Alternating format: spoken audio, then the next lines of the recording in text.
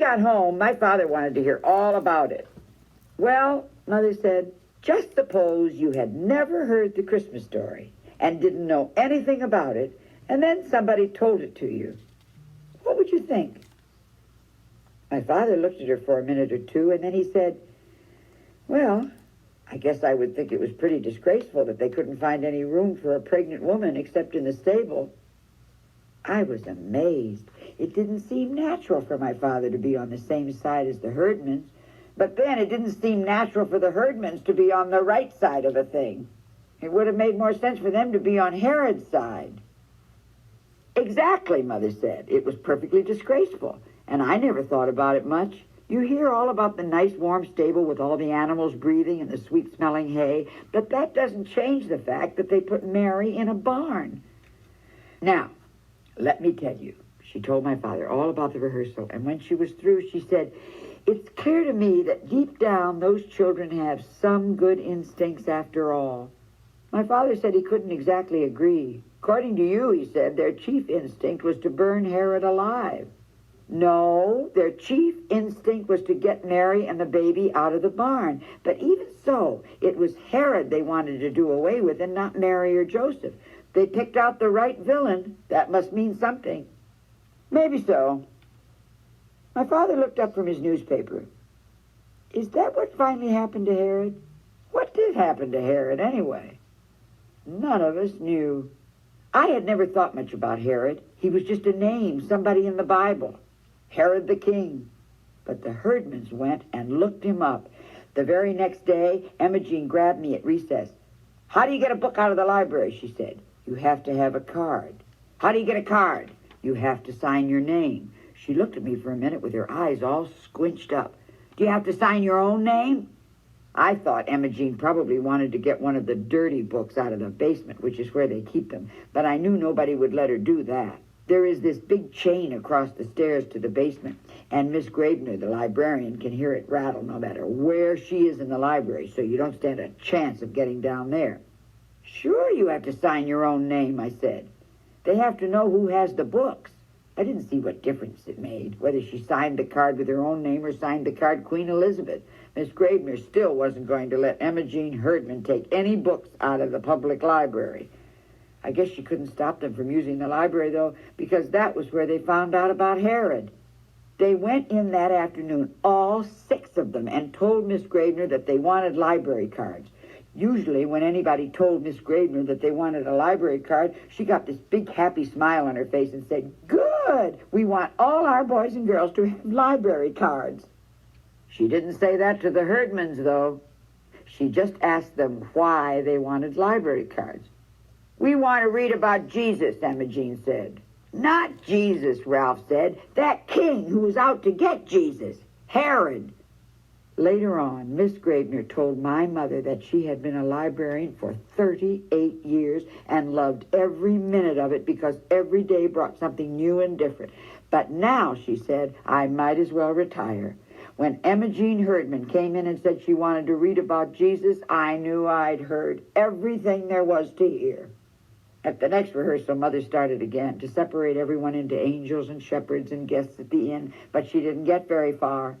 The herdmans wanted to rewrite the whole pageant and hang Herod for a finish. They couldn't stand it that he died in bed of old age. It wasn't just Jesus he was after, Ralph told us. He killed all kinds of people. He even killed his own wife, Leroy said. And nothing happened to him, Emma Jean grumbled. Well, he died, didn't he? Somebody said. Maybe he died a horrible death. What did he die of? Ralph shrugged. It didn't say. Flu, I guess. They were so mad about it that I thought they might quit the pageant, but they didn't. Not then or ever. And all the people who kept hoping that the herdmans would get bored and leave were out of luck. They showed up at rehearsals right on time and did just what they were supposed to do. But they were still herdmans, and there was at least one person who didn't forget that for a minute. One day I saw Alice Wendelkin writing something down on a little pad of paper and trying to hide it with her other hand. It's none of your business, she said. It wasn't any of my business, but it wasn't any of Alice's either. What she wrote was, Gladys Herdman drinks communion wine. It isn't wine, I said. It's grape juice. I don't care what it is. She drinks it. I've seen her 3 times with her mouth all purple. They steal crayons from the Sunday school cupboards, too. And if you shake the happy birthday bank in the kindergarten room, it doesn't make a sound. They stole all the pennies out of that. I was amazed at Alice. I would never think to go and shake the happy birthday bank. And every time you go in the girls' room, she went on, the whole air is blue. And Emma Jean Herdman is sitting there in the Mary costume smoking cigars. Alice wrote all these things down and how many times each thing happened. I don't know why, unless it made her feel good to see in black and white just how awful they were. Since none of the Herdmans had ever gone to church or Sunday school or read the Bible or anything, they didn't know how things were supposed to be. Emma Jean, for instance, didn't know that Mary was supposed to be acted out in one certain way, sort of quiet and dreamy and out of this world. The way Emma Jean did it, Mary was a lot like Mrs. Santoro at the pizza parlor. Mrs. Santoro is a big fat lady with a little skinny husband and 9 children, and she yells and hollers and hugs her kids and slaps them around. That's how Emma Jean's Mary was, loud and bossy. "Get away from that baby," she yelled at Ralph, who was Joseph. And she made the wise men keep their distance. The wise men want to honor the Christ child, Mother explained for the 10th time. They don't mean to harm him, for heaven's sake. But the wise men didn't know how things were supposed to be either, and nobody blamed Emma Jean for shoving them out of the way. You got the feeling that these wise men were going to hustle back to Herod as fast as they could and squeal on the baby, out of pure meanness. They thought about it, too. "What if we didn't go home another way?" Leroy demanded. Leroy was Melchior. "What if we went back to the king and told on the baby, where he was and all?" "He would murder Jesus," Ralph said. "Old Herod would murder him." "He would not." That was Emma Jean with fire in her eye. And since the Herdmans fought one another just as fast as they fought everybody else, Mother had to step in and settle everyone down. I thought about it later, though, and I decided that if Herod, a king, set out to murder Jesus, a carpenter's baby son, he would surely find some way to do it. So when Leroy said, "What if we went back and told on the baby?" it gave you something to think about. No Jesus. Ever. I don't know whether anybody else got this flash. Alice Wendelkin, for one, didn't. "I don't think it's very nice to talk about the baby Jesus being murdered," she said, stitching her lips together and looking sour. That was one more thing to write down on her pad of paper, and one more thing to tell her mother about the Herdmans, besides the fact that they swore and smoked and stole and all. I think she kept hoping that they would do one great big sinful thing, and her mother would say, "Well, that's that," and get on the telephone and have them thrown out. "Be sure and tell your mother that I can step right in and be Mary if I have to," she told me as we stood in the back row of the angel choir. "And if I'm Mary, we can get the Perkins baby for Jesus." But Mrs. Perkins won't let Emma Jean Herdman get her hands on him. The Perkins baby would have made a terrific Jesus, and Alice knew it.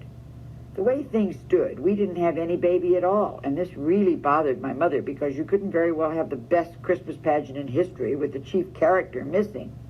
We had lots of babies offered in the beginning, all the way from Eugene Sloper, who was so new he was still red, up to Junior Caudill, who was almost 4. His mother said he could scrunch up. But when all the mothers found out about the Herdmans, they withdrew their babies. Mother had called everybody she knew trying to scratch up a baby, but the closest she came was Bernice Watrous, who kept foster babies all the time. "I've got a darling little boy right now," Bernice told Mother. "He's 3 months old and so good I hardly know he's in the house. He'd be wonderful. Of course, he's Chinese. Does that matter?" "No," Mother said, "it doesn't matter at all." But Bernice's baby got adopted 2 weeks before Christmas, and Bernice said she didn't like to ask to borrow him back right away. So, that was that. "Listen," Emma Jean said, "I'll get us a baby." "How would you do that?" Mother asked. "I'll steal one," Emma Jean said. "There's always 2 or 3 babies in carriages outside the A&P supermarket." "Oh, Emma Jean, don't be ridiculous," Mother said. "You can't just walk off with somebody's baby, you know." I doubt if Emma Jean did know that. She walked off with everything else. We just won't worry any more about a baby, Mother said. We'll use a baby doll. That'll be better anyway. Emma Jean looked pleased. A doll can't bite you, she pointed out, which just went to prove that herdmen started out mean right from the cradle.